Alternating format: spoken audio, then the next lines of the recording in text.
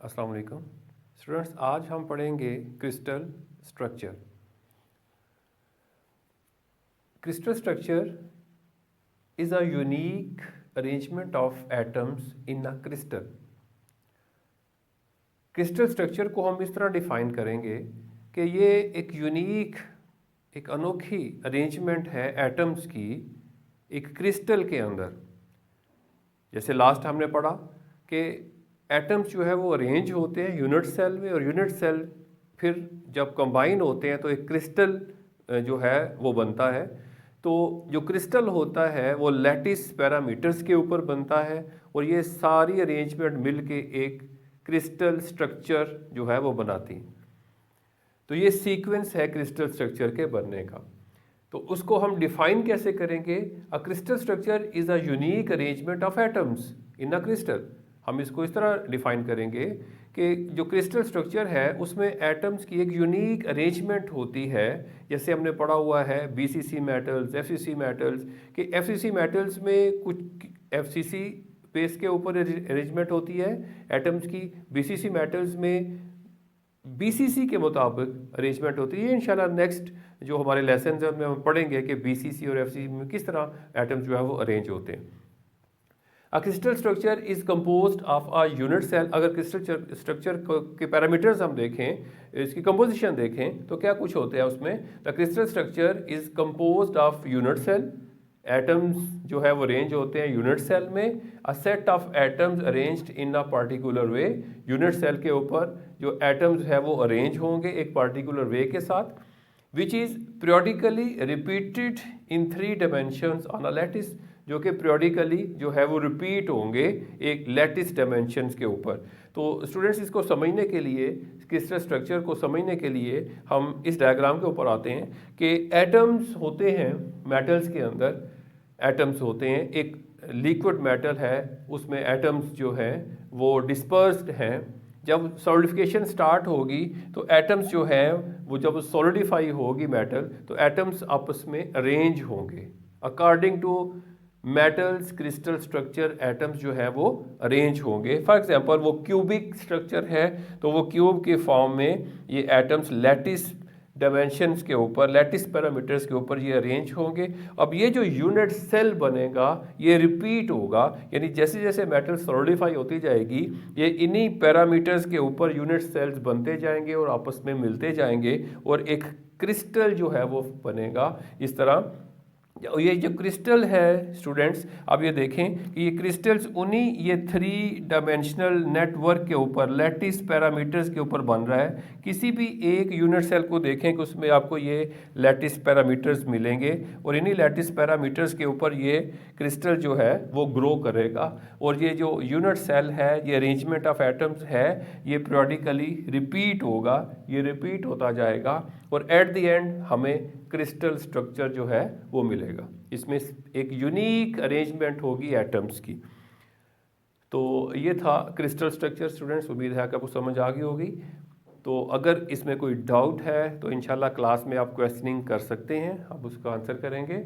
Next है कि crystal structure की क्लासिफिकेशंस क्या हैं फ्रेंड्स। जैसे अभी मैं बार बार रिपीट कर रहा हूँ एफसीसी, बीसीसी, सीपीएच, और भी बहुत सी टाइप्स हैं। तो अब हम इसको क्लासीफाई करेंगे। हम किस तरह इसको क्रिस्टल स्ट्रक्चर को क्लासीफाई करते हैं? Classification of solid. Crystal structure किसके हैं? हम किसको स्टडी कर रहे हैं? मेटल्स को स्टडी कर रहे हैं स्टूडेंट्स।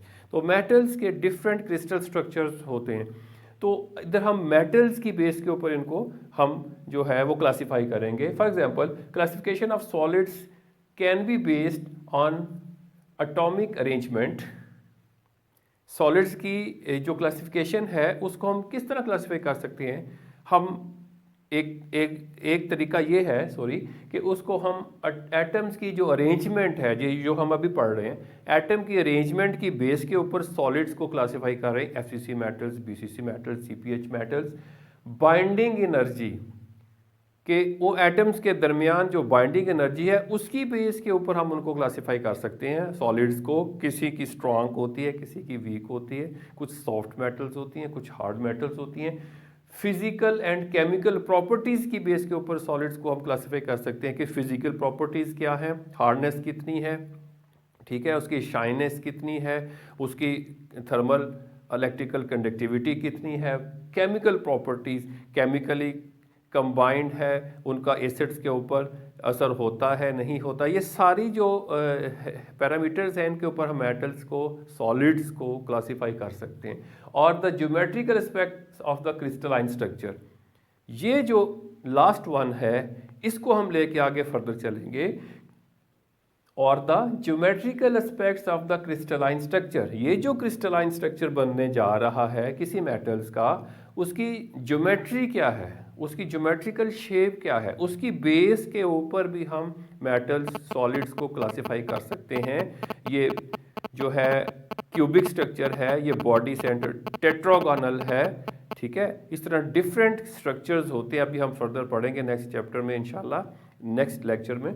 तो ये सारे वो जो है पैरामीटर्स हैं जिनके ऊपर हम सॉलिड्स को क्लासिफाई कर सकते हैं। अभी हम क्लासिफाई करते हैं एक ब्रॉड इसकी क्लासिफिकेशन, टू ग्रुप्स के अंदर अगर हम सॉलिड्स को क्लासिफाई करें तो ऑलरेडी स्टूडेंट्स ये क्रिस्टल की डेफिनेशन जब हमने पढ़ी थी वहाँ इसको क्लासिफाई हम कर चुके हैं क्रिस्टल की डेफिनेशन में। अमॉर्फस मटेरियल्स, फर्स्ट वन है अमॉर्फस मटेरियल्स। अमॉर्फस मटेरियल्स वो मटेरियल्स होते हैं जिनके अंदर एटम की कोई रेगुलर जो है वो अरेंजमेंट नहीं होती, रेगुलर मैनर के साथ वो अरेंज नहीं होते, डिस्पर्स होते हैं। जैसे हमने ग्लास, वैक्स की एग्जांपल दी थी, प्लास्टिक्स की, उनमें कोई रेगुलर मैनर के साथ एटम्स जो है वो अरेंज नहीं होते, इनको हम अमॉर्फस मटेरियल्स का नाम देते हैं। सेकंड वन है क्रिस्टलाइन सॉलिड्स, जैसे हम मेटल्स की एग्जांपल देते हैं। Atoms are arranged in a regular order, atoms जो है वो एक रेगुलर ऑर्डर में अरेंज्ड होते हैं जैसे मेटल्स में होते हैं, इनको हम क्या बोलते हैं, क्रिस्टलाइन सॉलिड्स, ठीक है जी, जिसमें क्रिस्टल्स होते हैं। तो अब ये क्रिस्टलाइन सॉलिड्स को मजीद टू टाइप्स में हम जो है डिवाइड कर सकते हैं। Number one is single crystalline solids, ऐसे सॉलिड्स जिनका सिंगल क्रिस्टल होता है।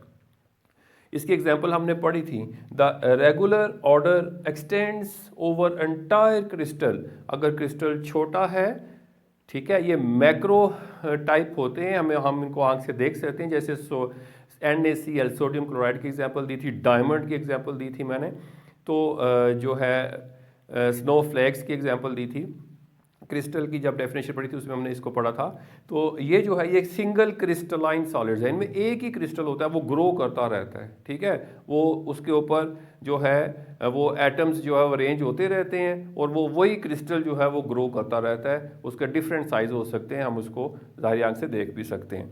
दूसरा है पॉली क्रिस्टलाइन सॉलिड्स, जो कि मेटल्स हैं, जिसको हमने डिटेल में पढ़ना है। नेक्स्ट लेक्चर में इंशाल्लाह हम इसको डिटेल में पढ़ेंगे।